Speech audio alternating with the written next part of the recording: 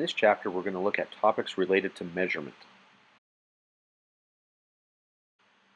In this lesson, we're going to look at both unit conversion and slope.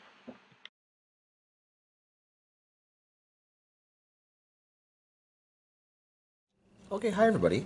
So now we're going to take a look at our measurement unit, and we're going to start off with unit conversions and slope here.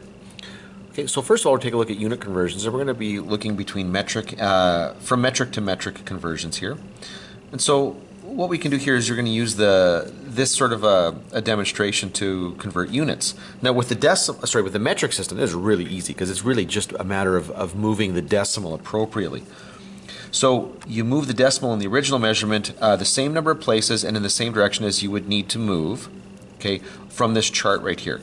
And every time you make a jump from one unit to the next here, that's by a power of 10, okay, which is why the decimal moves once. So if you're moving from a small unit, okay, to a large unit, notice that the decimal is going to move to the left, okay, and the number should get smaller. So small unit to a large unit, the number should get smaller.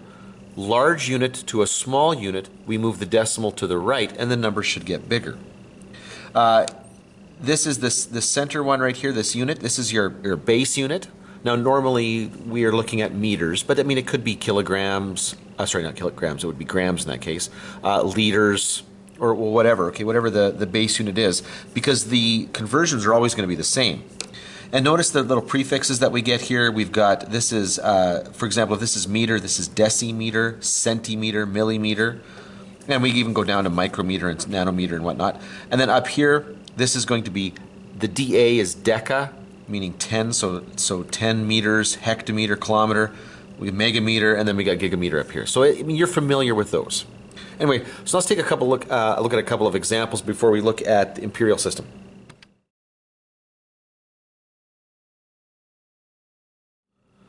So here we're going to convert 1 meter to centimeters. So on the number line, we're going to move 2 jumps to the right, okay, to go from meter down to centimeter here. That's going to be a jump, 2 jumps to the right. Okay, so that means we're going to take our decimal here at 1 meter, 1.0 meters, and we're going to move it 2 jumps to the right. And what that's going to do is it's going to open up a place value there, and then there's another room for a placeholder right there, which is going to give us 100 centimeters. So that's how many centimeters there are in a meter. Now let's take a quick look at a different question where the number's a little bit different. Let's say we're going to convert 72,350 milligrams to kilograms. Okay, milligrams to kilograms. If we start here, that's 1, 2, 3, 4, 5, 6. That's 6 jumps to the left. Okay, that's multiplying by 10 to the 6th. Okay, or I should say, actually in this case, dividing by 10 to the 6th. My mistake, because we're going the other way here. The number's got to get smaller. So I take that decimal that would be at the end of the number. Okay, if you don't see the decimal there, it's at the end. And then we're going to move it 6 jumps to the left here. So 1, 2, 3, 4, 5, 6. Now, we move past a space right there in front of the 7, which means we open up room for a 0 to be a placeholder. And so that's going to be 0.072350 kilograms. Okay, so it's just as easy as moving the decimal back and forth, and then when we move past where we see digits, we use zeros as placeholders.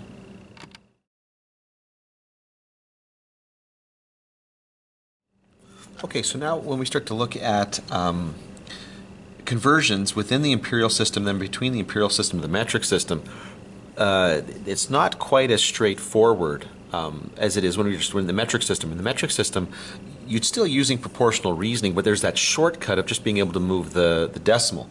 So here, we're going to need to use conversion factors, okay?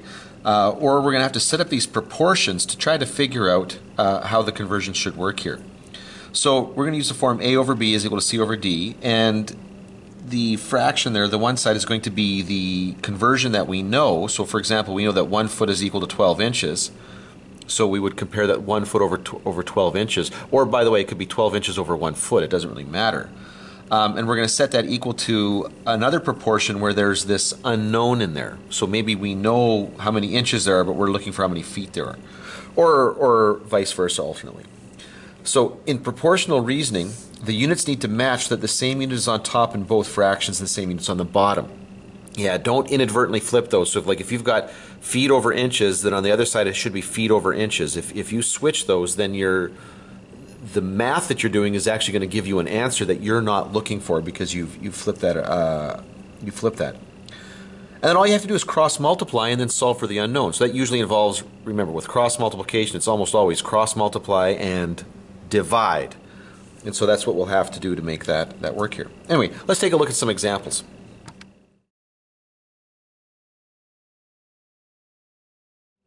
Okay, so in our example here, we're going to use proportional reasoning to convert 0.05 miles to inches. So is there a given conversion that uses miles and inches? And the answer is, well, no. No, we don't typically convert from miles to inches. Okay? At least that's not something that everybody's really comfortable with. So what we really need to do is look for things that we do have here. And we do get miles to feet. Okay? So we're going to take our given conversion here. We know that, for example, a mile, let's say 1 mile, is going to be the same as 5,280 feet. Now, we now know, so this is the conversion. We know from our expression here, or the question here, that we have 0.05 miles. Okay, and the question is, well, how many feet is that? I don't know. So up here, this is going to be miles, and this is going to be feet. So once we've got this, we're going to cross multiply. But this is beautiful right here. X times 1 is just X. I love that because that means when I multiply 5,280 by 0.05, okay, that is going to give me the conversion that I want here. So now I just go to my calculator and I get 5,280 and I multiply by 0.05 and we get 264. Now 264 what though? Well, bear in mind where our unknown is. That's going to be 264 feet. And now let's move on from there. And we're going to take that response and we're going to take it one step further. So we're going to go feet to inches now. So I'm going to put, let's say, one foot in the numerator here. So we're going to have feet up here. And I'll put inches down here. And we know that there are 12 inches in a foot. Okay. Based on what I had up here, I'm going to write this as 264 feet. And then once again, I'm going to have that unknown. I don't know what that is. Okay, I don't know how many inches we've got there, but this is inches. Just like up here, sorry, I didn't put this down here. This is X feet. I don't know how many feet we had there, and then we work it out and X was equal to 264 feet. So here now, I cross multiply again, and I love this when there's a 1 there, because 1 times X is X. And then this becomes 12 inches times 264 feet. But because of that foot there, I can cancel out that foot, and we're left with however many inches we've got. So 12 times 264, and we get that X is equal to 3,168 inches. Okay, and so that's how we would do the conversion. And there's no reason to try to get too greedy here and really fight for a way to go right from the miles to the inches. Just take your time, one step at a time. All right, so this question says that Sideshow Collectibles is considering making a statue of a dinosaur. They are considering a scale in which 1 centimeter represents 2.1 feet. Okay, 1 centimeter represents 2.1 feet. So there's their scale. The height of the dinosaur will be 12.5 centimeters. What is the actual height of the dinosaur? Okay, so we're going to have our scale here.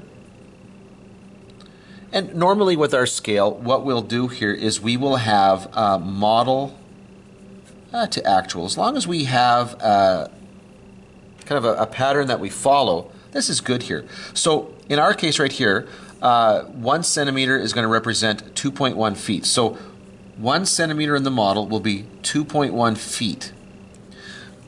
Now, technically speaking, this isn't a true scale here, because typically in a scale the units would be exactly the same. But it works nonetheless. It works even with it set up like this. So 1 centimeter is 2.1 feet. We know that the height of our model here is going to be 12.5 centimeters. So the question is, what was the actual height down here in terms of feet? Well, there we go. We're going to cross multiply and divide again. So 1 times x is going to be, I put a 1 there. Sorry. It's not what I intended to write. I meant to put x. And that's going to be 2.1 times 12.5. Now remember, the units of our unknown here is in feet, which means that the way our units, when we multiply this out here, the way our units work here, everything will cancel out except for the feet here. And we are getting that this will be 26.25 feet.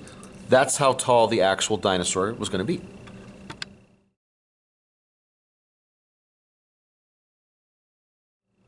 Okay, now there is another way to do this kind of a conversion thing, and it's through unit analysis. And actually, this is kind of what my gut makes me want to do here. This is the way I would normally default to doing it. There's nothing wrong with proportional reasoning at all. Please don't misunderstand me. This is just the way I would normally think to do it, which is why I mentioned in a couple of those questions above here, I wanted to talk about the units and what's going on there. So in this method, we use the idea of canceling units to determine the unknown. So you set it up like this. You take your given measurement with its unit, and then we multiply by the unit conversion. And that's going to give us our unknown. But what happens here is the units here and the units here, we're typically going to have whatever unit here, when I multiply by the unit conversion, that unit is going to show up in the denominator of the conversion, because the conversion will be a fraction. This is typically going to be A multiplied by C over D, and the units from here to A and D will be the same. That's why they'll cancel, and you'll be left with the whatever the units are that correspond with C. Okay, and that will help us get the unknown here. So like it says here, unlike proportional reasoning where we line up units on top and bottom, in unit analysis we want the given measurement unit to cancel, so we are just left with the unknown unit. So that's what I was telling you about here. So whatever the given measurement is, we want its unit to show up in the denominator of our conversion factor so that we're left with the unit in the numerator. Okay, so this is because we are multiplying and not setting up not setting up on different sides of an equation. Therefore, the given measurement unit should be the unit in the denominator of the conversion factor. Okay, we've gone over that. So really now what we want to do is just go through a few examples to help you get used to that.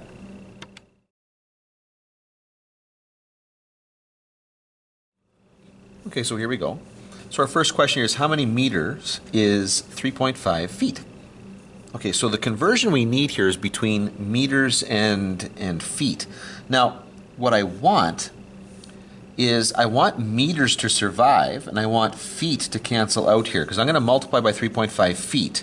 And I'm asking for the number of meters. So now I just have to go to my conversion chart there, and I know that 1 meter is equal to 3.2808 feet. Now, that's kind of an ugly number, okay? But that's the number that we're looking for. So in order to get the answer here, what I'm going to do is I'm going to take the measurement that I'm given, 3.5 feet, and I'm going to multiply by my conversion factor. 1 meter is 3.2808 feet. And that's going to give me my unknown. Now, what's going to happen here when I do that is feet divided by feet goes away, and I'm going to simply be left with the meters. Now, I'm supposed to solve it down here. So when I do that, those cancel, and I'm left with 3.5 meters divided by 3.2808 as my answer. So now I'm just going to let the calculator do that little bit of work right there. So 3.5 divided by 3.2808. And we're going to get, roughly, I'll go to the nearest hundredth here, 1.07 meters is equal to x. That's how many meters is 3.5 feet. Now in this question it says, recall the miles to inches example from proportional reasoning. It says, we can now do this conversion in one step with unit analysis. Now here's the equation that we would use here. Now that question, I got to go back and look for it again, was 0.05 miles here. So what we're going to do is we're going to take 0.05 miles, and I'm going to convert that. Now the first conversion that we would have used here, okay, if we want miles to disappear, I want to put miles in the denominator. But like with the proportional reasoning, the first thing I had to do was I had to convert this into feet. Okay? And we know that there's going to be 5,280 feet in 1 mile. But I didn't stop there, because then what I wanted to do is I wanted to get rid of the feet. Well, I know that if I want to get rid of the feet, I have to put the feet in the denominator, so 1 foot. And what I want to survive is the inches, and we've got 12 inches up at the top here. So when I multiply this thing through, and you can tell that you're doing this right when the units work out in your favor. When I multiply this across here, the miles divided by miles goes away. Feet divided by feet goes away. The only unit that I'm left with is is the inches in the numerator. And what I'm left with is 0.05 times 5,280 times 12. And this was all over, well, 1 times 1, so I didn't even have to worry about that. So now it's just a matter of going to my calculator, multiplying that out, and just making sure that I actually get the same answer, and I do. It's 3,168 inches is 0.05 miles. Okay? So it works really, really cleanly. I like that. Okay, so here's another one here. And I think for some of you, you might appreciate seeing this here because you probably do this a bunch in science class. A student was asked to convert an answer of 75 meters per second to kilometers per minute. So what conversions would be needed to be considered here? Okay, so first of all, let's take a look at this. 75, and we've got meters. Now I'm going to be big about this. It's like 75 meters per second. Well, how many seconds? Well, 1 second. Now, what I want to happen here is I want kilometers to be in the numerator. So I'm going to put my conversion factor here. I know that 1 kilometer is 1,000 meters. Okay, so that's how I'm going to get rid of the meters here. Now, having said that, I also want to get rid of the seconds down here. I want the seconds to go away, and I want minutes to survive. Well, the conversion is really easy. 1 minute, 60 seconds. Okay, and so this is going to be the value that I'm looking for. When you multiply that through, notice that my seconds is in the denominator here, seconds is in the numerator here, there, so they'll cancel. Meter here, so I know that in my answer, what's going to survive here will be kilometers per minute. But what am I left with? Well, I'm left with 75 in the numerator times 1 times 60 divided by 1,000. So now let's just go to our calculator and do that. 75 times 60 divided by 1,000. And we get that x is equal to 4.5 kilometers per minute. And there you go.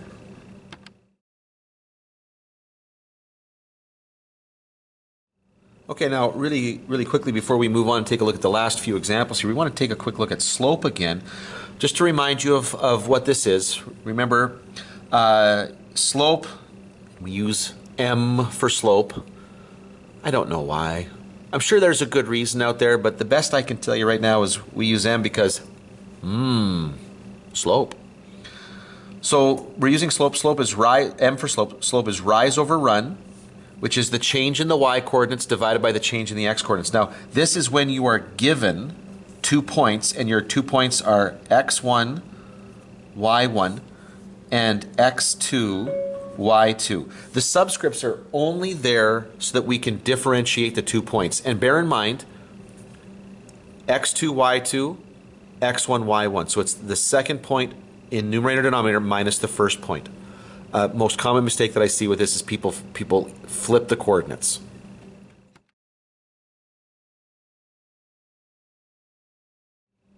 Okay, now we're going to find the slope of this line segment, but we're going to use the equation here. So I just have to determine which one is 0.1, which one is 0.2. Now, in my mind, it makes sense to read this across left to right. So we'll make this the first point, make this the second point here. So my slope is going to be y2.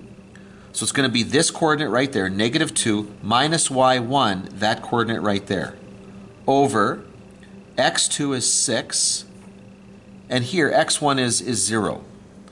And so now -2 minus 4 is -6, divided by 6. 6 minus 0 is 6. And then -6 over 6 is -1. So that's the slope of this line. Negative because it's dropping as you read it from left to right. We're always reading it left to right. I know sometimes people think, well, no, this one goes up. Yeah, only if you're going backwards. Your best to just kind of, your standard way you interpret these graphs is left to right. Now this question asks us, can any 2 points on a line be used, or does it have to be the endpoints? Does it have to be the intercepts? Explain. Well, the answer is no. No. The slope is constant along a line. Okay? And in fact, that is the defining feature of something that's linear. Okay, a straight line function is that the slope is constant. So it shouldn't matter whether you're using the 2 points in between or the endpoints. Whatever points you want to use on the line or line segment, that slope will be representative of the slope of the whole thing.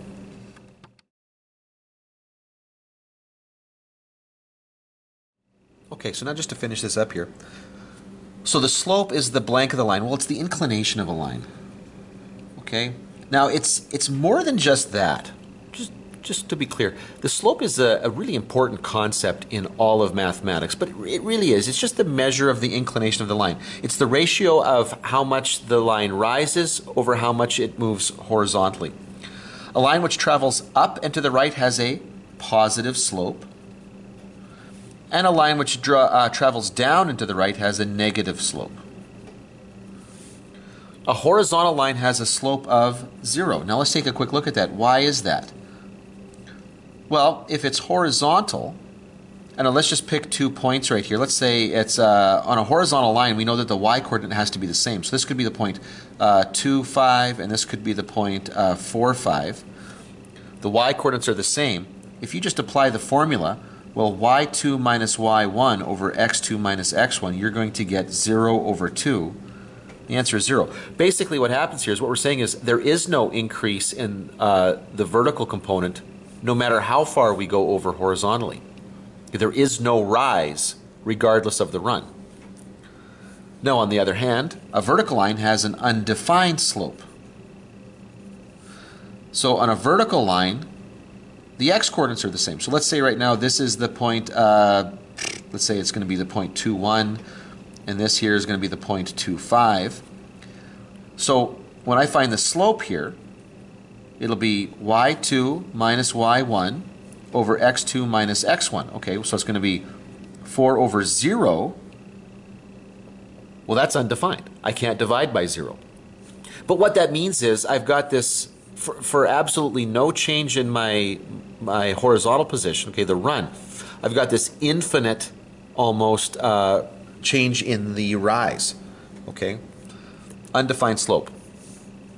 And the slopes of any line segment on a line are all constant. They will always be the same. Again, that is the defining feature of a linear function.